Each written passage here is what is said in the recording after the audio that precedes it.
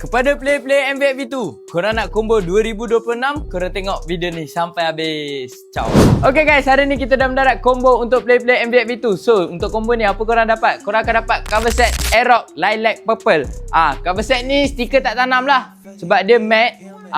Fitting dia jangan cakap memang cun-cun. Saya bagi sekali dengan inner hitam kilat diamond original Asian white untuk korang.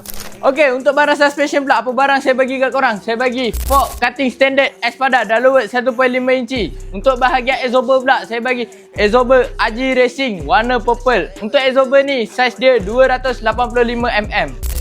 Untuk bahagian CVT pula, apa barang saya bagi kat korang? Saya bagi cover CVT by Hypertech full CNC. Warna dia full chrome. Saya bagi sekali dengan air filter Umar Racing dengan cover air filter by Mas Viral.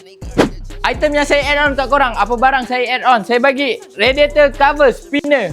Korang boleh pusing-pusing dengan saya bagi carpet untuk korang.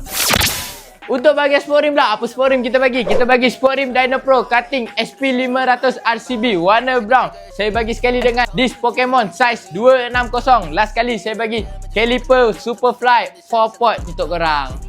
Caliper dah Superfly, takkanlah Master Pump standard. Ni saya bagi Master Pump Superfly juga, kiri kanan. Saya add on sekali dengan hose brake RS8. Last kali saya bagi skru full set Salaya washer purple untuk korang. Tak payah pening-pening nak pakai skru apa, nak cari skru apa. Saya dah bagi terus dekat korang. Okay guys, untuk combo ni berapa saya nak bagi kat korang? Saya bagi dengan harga RM5,580. Siap pemasangan, siap post. Sabah Sarawak, jangan risau, kita boleh post juga. Okay, yang mana berminat dengan combo ni, korang boleh walk in saja kedai kita di Suria Garage Setia Alam.